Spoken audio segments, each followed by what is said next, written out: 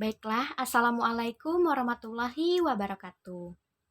Selamat siang semuanya, gimana kabarnya hari ini? Alhamdulillah ya, semuanya sehat dan juga masih semangat. Jadi hari ini kita akan melanjutkan kegiatan pembelajaran materi pelajaran biologi. Tapi sebelum itu alangkah baiknya apabila kita berdoa terlebih dahulu menurut agama dan juga kepercayaan kita masing-masing. Berdoa dimulai.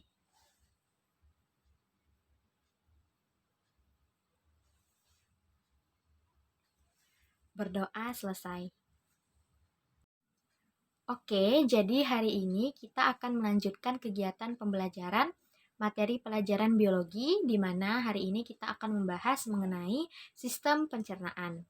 Nah, untuk kompetensi dasarnya, Ibu pilih kompetensi dasar 3.7, yaitu mendeskripsikan keterkaitan antara struktur, fungsi, dan proses, serta kelainan atau penyakit yang dapat terjadi pada sistem pencernaan makanan pada manusia, dan membandingkannya dengan struktur pencernaan pada hewan ruminansia.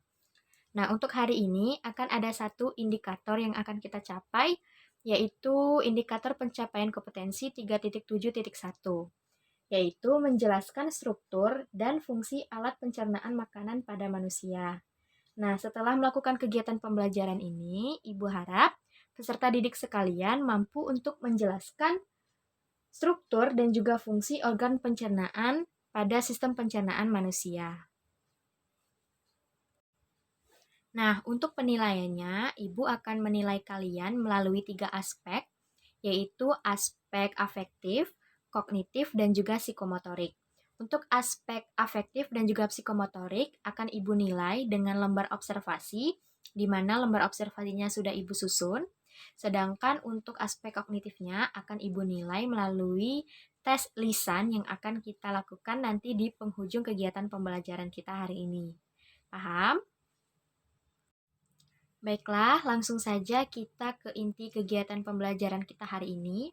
Tapi sebelum itu, Ibu ingin meminta peserta didik sekalian untuk membuat catatan dan juga mind mapping dari materi yang akan Ibu sampaikan nanti. Nah, nanti di penghujung penyampaian materi akan Ibu periksa dan juga Ibu cek mind mapping dan catatan yang telah dibuat oleh masing-masing individu. Paham? Oke, langsung saja kita ke penjelasan materi sistem pencernaan, submateri, struktur, dan juga fungsi organ-organ penyusun sistem pencernaan pada manusia. Nah, sebelum kita memasuki materi mengenai struktur dan juga fungsi dari organ-organ penyusun sistem pencernaan pada manusia, terlebih dahulu kita harus mengetahui apa itu pencernaan. Nah, pencernaan itu merupakan proses pengolahan makanan menjadi zat-zat makanan yang dapat diserap oleh darah. Nah, sisa-sisa makanannya yang tidak lagi berguna bagi tubuh akan dibuang keluar tubuh. Nah, sistem pencernaan pada manusia itu meliputi saluran pencernaan dan juga kelenjar pencernaan.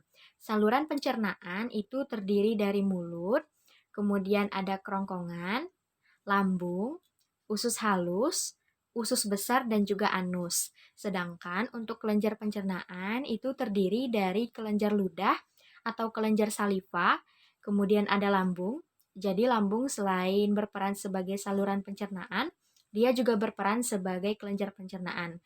Kemudian kelenjar pencernaan yang lain ada pankreas dan juga hepar atau yang bisa kita sebut dengan hati. Nah, organ pencernaan pada sistem pencernaan manusia yang pertama yaitu mulut. Di dalam mulut nantinya akan terjadi proses pencernaan makanan secara mekanik dan juga kimiawi.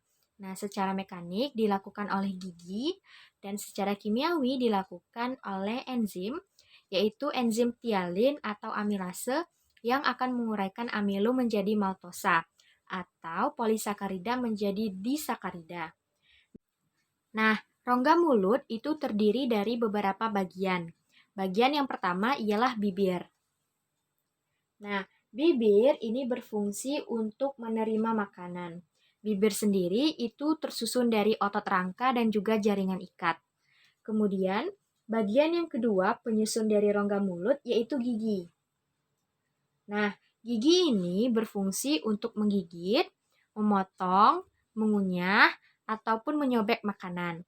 Nah, struktur gigi itu tersusun dari 3 bagian, yaitu mahkota gigi atau korona, dan juga ada leher gigi atau kolum, dan yang terakhir ada akar gigi atau radix. Nah, mahkota gigi itu merupakan bagian gigi yang terlihat. Kemudian leher gigi itu merupakan bagian dari gigi yang diselubungi oleh gusi. Sedangkan akar gigi itu merupakan bagian gigi yang tertanam pada rahang. Nah, bagian ketiga penyusun rongga mulut ialah lidah. Lidah itu berfungsi untuk menggerakkan makanan pada saat dikunyah ataupun ditelan. Nah, selain itu, lidah juga berperan dalam proses pengecapan rasa makanan yang kita makan. Nah, pada bagian permukaan dorsal lidah, itu terdapat papila-papila. Nah, papila-papila ini akan membentuk tekstur kasar. Nah, pada lidah itu terdapat papila fungiformis dan juga papila circumvallata. Nah, papila-papila ini memiliki kuncup-kuncup, di mana kuncup-kuncup inilah yang berperan dalam proses pengecapan rasa makanan yang kita makan, apakah makanan tersebut asin, asam, manis, dan lain sebagainya. Nah, bagian keempat dari penyusun rongga mulut ialah kelenjar saliva. Nah, kelenjar saliva itu berfungsi untuk menghasilkan saliva, di mana saliva itu berfungsi untuk yang pertama melarutkan makanan untuk pengecapan rasa, kemudian melembabkan dan juga melumasi makanan agar mudah ditelan, dan menguraikan amilum menjadi maltosa atau polisakarida menjadi disakarida. Di dalam mulut itu terdapat 3 pasang kelenjar saliva, yaitu yang pertama kelenjar parotid, kemudian ada kelenjar submandibular, dan kelenjar sublingual. Setelah makanan melalui proses pencernaan secara mekanik dan juga kimiawi di rongga mulut, kemudian selanjutnya makanan akan masuk ke kerongkongan atau esofagus. Nah, di kerongkongan atau esofagus ini akan terjadi gerak peristaltik untuk mendorong gumpalan-gumpalan makanan menuju ke lambung. Nah, lambung sendiri itu merupakan organ pencernaan pada manusia yang bentuknya seperti huruf J. Letak lambung itu pada rongga perut bagian atas sebelah kiri di bawah diafragma.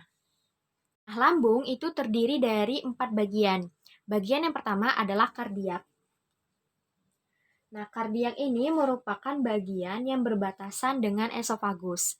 Kemudian bagian yang kedua ada fundus. Nah, fundus ini merupakan bagian lambung yang membulat yang terletak di bagian atas sebelah kiri lambung. Dan di bawah fundus itu nanti akan terdapat bagian badan, di mana bagian badan ini merupakan bagian terbesar dari lambung. Nah, kemudian bagian yang terakhir yaitu pilorus. Pilorus ini merupakan bagian bawah lambung yang menyempit yang berbatasan dengan usus halus. Nah, di dalam lambung akan terjadi proses pencernaan makanan secara mekanik dan juga kimiawi. Nah, secara mekanik dilakukan dengan peremasan makanan oleh otot-otot lambung yang berada di dinding lambung. Sedangkan pencernaan secara kimiawi dilakukan oleh enzim-enzim yang dihasilkan oleh lambung. Proses pencernaan makanan secara kimiawi di lambung itu meliputi pencernaan protein dan juga lemak.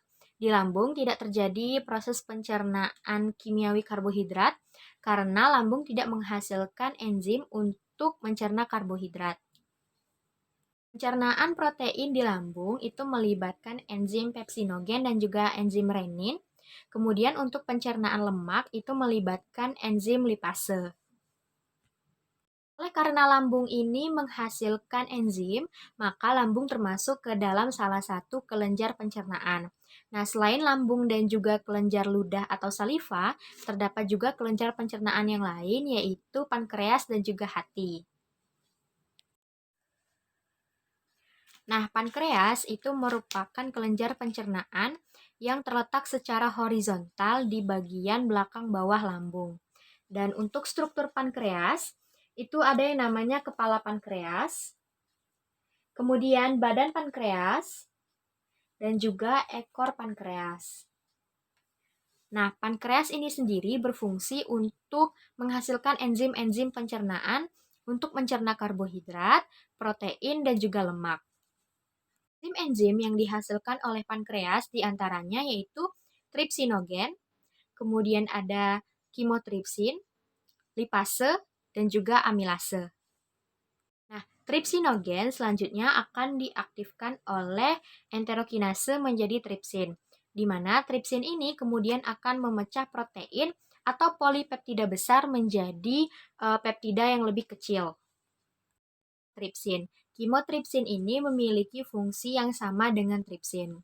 Kemudian, enzim yang ketiga yang dihasilkan oleh pankreas adalah lipase.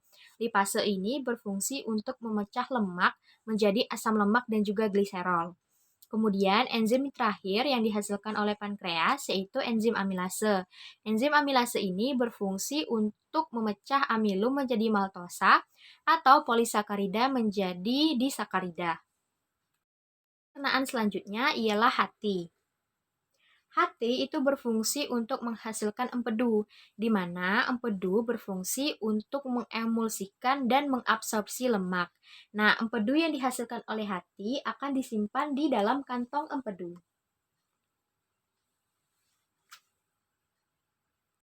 Nah, setelah makanan dicerna secara kimiawi dan juga mekanik di lambung, makanan selanjutnya akan masuk ke usus halus. Usus halus ini merupakan organ pencernaan yang bentuknya itu seperti tabung dengan diameter 2,5 cm dan memiliki panjang kurang lebih 3-5 meter. Nah, usus halus ini terdiri dari beberapa bagian. Bagian yang pertama ialah ada duodenum atau yang biasa disebut dengan usus 12 jari. Kemudian bagian yang kedua ialah jejunum atau biasa kita sebut dengan usus kosong. Dan bagian yang ketiga ialah ileum atau biasa kita sebut dengan usus penyerapan. Umum, usus halus itu berfungsi untuk mencerna makanan secara kimiawi dengan bantuan dari enzim-enzim yang dihasilkan oleh kelenjar usus, oleh pankreas, dan juga oleh empedu yang dihasilkan oleh hati. Setelah makanan melalui proses pencernaan di usus halus, makanan selanjutnya akan masuk ke usus besar. Nah, usus besar ini terdiri dari beberapa bagian, di antaranya yang pertama ada sekum.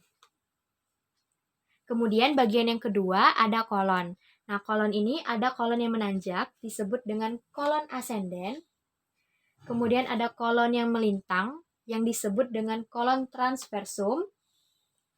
Kemudian ada juga kolon yang menurun, yang disebut dengan kolon descenden.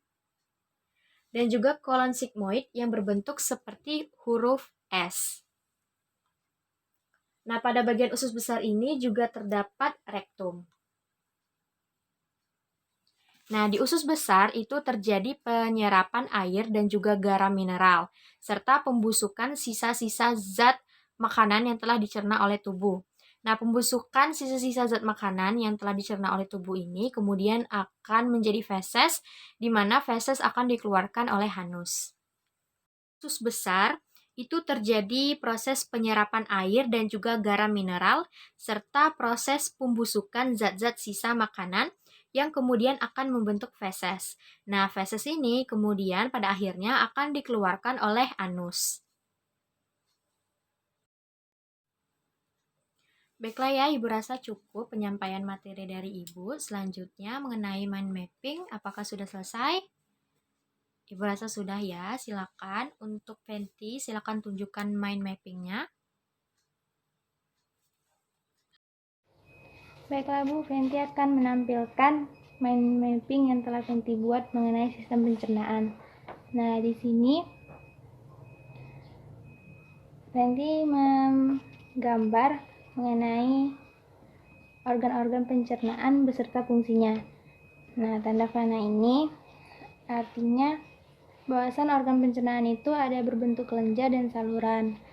Nah, di sini ada panah yang kedua, itu mengartikan pembagian dari kelenjar itu ada 3, dan untuk saluran itu ada 6. Nah, lalu untuk panah yang ketiga ini, fungsi dari bagian-bagiannya, organ-organ yang disebutkan tersebut. Nah, untuk kelenjar pankreas ini ada lagi panah yang selanjutnya. Nah, panah yang pertama ini menyatakan bahwasanya kelenjar pankreas ini menghasilkan banyak enzim. Nah, enzim ini memiliki fungsinya masing-masing yang berbeda-beda setiap enzimnya.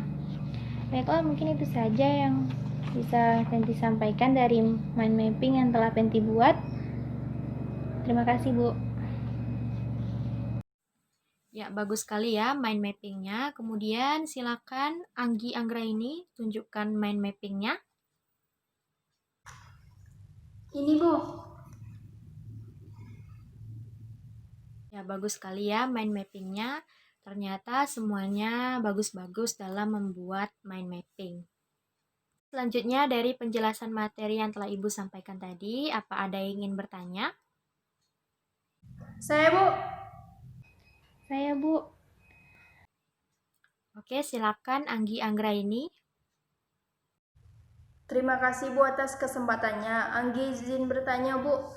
Bu, boleh jelaskan enzim yang terdapat pada lambung dan fungsi enzim tersebut untuk apa Bu? Oke, selanjutnya tadi Fenty ingin bertanya, silakan. Fenty ingin bertanya mengenai usus halus. Tadi Ibu bilang kalau usus halus itu terbagi menjadi 3 bagian. Nah, Fenty belum memahami apa saja ketiga bagian tersebut dan mengenai fungsinya masing-masing. Tolong Ibu untuk menjelaskan lagi mengenai ketiga bagian tersebut beserta fungsinya dengan lebih spesifik, Bu. Terima kasih, Bu. Oke ya, bagus-bagus pertanyaannya. Berarti ada 2 pertanyaan. Pertanyaan yang pertama dari Anggi Anggraini mengenai enzim yang terdapat pada lambung dan juga fungsinya.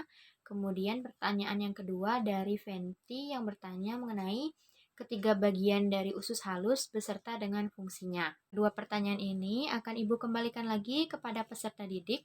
Jadi silakan Fenty untuk menjawab pertanyaan dari Anggi Anggraini dan juga Anggi Anggraini menjawab pertanyaan dari Fenty. Ibu berikan waktu 3 menit untuk mencari dan juga menyusun jawabannya. Nanti setelah itu silakan sampaikan jawabannya. Oke ya, waktu 3 menitnya sudah habis. Silakan Anggi Anggraini untuk menjawab pertanyaan dari Fenty. Kemudian langsung Fenty menjawab pertanyaan dari Anggi.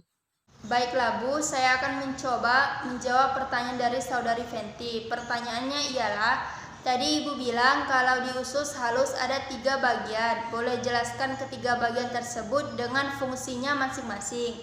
Jawabannya ialah terdapat 3 bagian utama di usus halus yang memiliki peranan masing-masing ketiga bagian tersebut. Yang pertama itu ada duodenum atau usus 12 jari sebagai saluran yang menyalurkan makanan masuk ke usus dan juga sebagai muara 2 saluran yaitu saluran getah pankreas dan saluran empedu. Yang kedua itu ada jejunum atau usus kosong, tempat terakhir terjadinya pencernaan makanan. Kelenjar usus kosong ini menghasilkan enzim pencernaan seperti yang dihasilkan di pankreas. Selanjutnya yang terakhir itu ada ileum atau usus penyerapan sebagai tempat penyerapan sari-sari makanan yang telah dicerna. Di usus ini terdapat villi atau jonjot usus yang berfungsi sebagai memperluas permukaan penyerapan sehingga makanan dapat terserap secara sempurna. Mungkin itu saja Bu jawaban yang dapat Anggi sampaikan mengenai pertanyaan dari Fenty Bu. Terima kasih Bu. Baiklah, Fenty akan menjawab pertanyaan dari Anggi. Nah, berdasarkan data-data dan juga sumber yang telah Fenty baca tadi, kan tadi Anggi bertanya mengenai enzim apa saja yang ada di lambung dan beserta fungsinya. Nah, dari hasil membaca sumber yang telah dilakukan tadi, bahwasannya didapatlah enzim di lambung itu ada 3, yaitu pepsin, renin, dan lipase. Nah, ketiga enzim ini memiliki fungsinya masing-masing. Untuk pepsin, fungsinya yaitu menghidrolisis protein menjadi polipeptida, dan untuk renin, mengkoagulasi protein susu menjadi kasein yang tidak larut, dan yang terakhir yaitu lipase untuk menghidrolisis lemak menjadi asam lemak dan gliserol. Nah, mungkin itu saja yang bisa Fenty sampaikan. Terima kasih. Ya, bagus sekali ya jawabannya. Jadi benar untuk pertanyaan Anggi Anggra ini yang dijawab oleh Fenty bahwa pada lambung itu terjadi pencernaan protein dan juga lemak. Di lambung tidak terjadi pencernaan karbohidrat karena lambung tidak menghasilkan enzim untuk mencerna karbohidrat. Nah, untuk pencernaan protein itu dilakukan oleh enzim pepsinogen dan juga enzim renin. Nah, enzim pepsinogen akan menghidrolisis protein menjadi pepton, sedangkan enzim renin akan mengkoagulasi protein susu atau kaseinogen menjadi kasein tidak larut. Kemudian untuk pencernaan lemak dilakukan oleh enzim lipase, di mana enzim ini akan menghidrolisis lemak menjadi asam lemak dan juga gliserol. Dan untuk pertanyaan dari Fenty tadi juga sudah benar ya yang dijawab oleh Anggi bahwa pada usus halus ini terdiri atas 3 bagian. Ada duodenum atau usus 12 jari, kemudian jejunum atau usus kosong, dan juga ileum atau usus penyerapan. Duodenum itu merupakan saluran untuk menyalurkan makanan dari lambung menuju ke bagian usus halus yang lebih dalam. Nah, kemudian duodenum ini juga merupakan muara dari 2 saluran, yaitu saluran getah pankreas dan juga saluran empedu. Untuk jejunum atau usus kosong itu juga benar bahwa jejunum merupakan tempat terakhir terjadinya pencernaan makanan, dan kelenjar usus kosong atau jejunum ini menghasilkan enzim pencernaan seperti yang dihasilkan oleh pankreas. Untuk ileum juga benar ya bahwa ileum atau usus penyerapan ini merupakan tempat penyerapan sari-sari makanan yang telah dicerna. Kemudian pada usus ini juga terdapat villi atau jonjot yang berfungsi untuk memperluas permukaan penyerapan sehingga penyerapan makanan itu dapat terlaksana dengan maksimal. Oke, bagus-bagus jawabannya. Kita berikan aplaus dulu. Oke, selanjutnya sesuai dengan apa yang Ibu katakan di awal pembelajaran kita tadi, bahwa di ujung pembelajaran kita hari ini, kita akan mengadakan kuis lisan. Untuk kuis lisan ini, sistematikanya, nanti akan Ibu berikan pertanyaan satu individu satu soal, kemudian akan Ibu berikan waktu berpikir 5 detik, setelah itu silakan menjawab soal. Menjawab soalnya langsung secara lisan, tanpa melihat buku, tanpa melihat catatan. Oke, pertanyaan yang pertama akan Ibu berikan kepada Anggi Anggra ini. Soalnya, apa saja bagian-bagian yang terdapat di dalam rongga mulut manusia? Waktu berpikir 5 detik, silakan berpikir lalu dijawab. Baiklah Bu, saya akan menjawab pertanyaan dari Ibu, yaitu apa sajakah bagian-bagian yang terdapat di dalam mulut manusia? Jawabannya Bu, yang pertama itu ada gigi, yang kedua ada lidah, dan yang ketiga itu ada juga kelenjar air liur atau sati babuk. Mungkin itu saja Bu jawaban dari Anggi. Oke, soal yang kedua untuk Fenty Agustin. Apa fungsi dari empedu pada manusia? Silakan berpikir 5 detik, kemudian langsung dijawab. Jadi fungsi empedu itu ialah untuk membuang limbah-limbah yang ada di dalam tubuh kita. Contohnya saja hasil dari pemecahan sel darah dan juga kelebihan kolesterol di dalam tubuh. Lalu selain sebagai untuk membuang limbah-limbah yang ada dalam tubuh, empedu itu juga berfungsi untuk membantu dalam penyerapan lemak. Oke ya, sebelum kita mengakhiri kegiatan pembelajaran kita hari ini, ada baiknya kita mereview sedikit materi yang telah Ibu sampaikan, bahwa sistem pencernaan itu meliputi saluran pencernaan dan juga kelenjar pencernaan. Untuk saluran pencernaan itu terdiri dari mulut, kemudian esofagus, lambung, usus halus, usus besar, dan juga anus. Nah, untuk kelenjar pencernaan itu terdiri dari kelenjar ludah atau saliva, kemudian ada lambung, kemudian pankreas, dan juga hepar atau hati.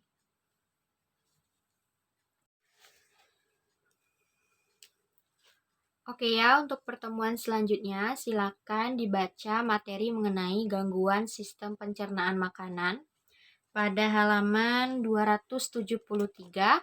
Kemudian silakan jawab kuis bio pada halaman 274. Jawabannya ditulis di double folio, kemudian dikumpulkan minggu depan. Tugas ini sifatnya individu. Ada yang ingin ditanyakan? Baiklah, kalau tidak ada, Ibu rasa cukup untuk hari ini. Semoga ilmunya bermanfaat untuk kalian semua.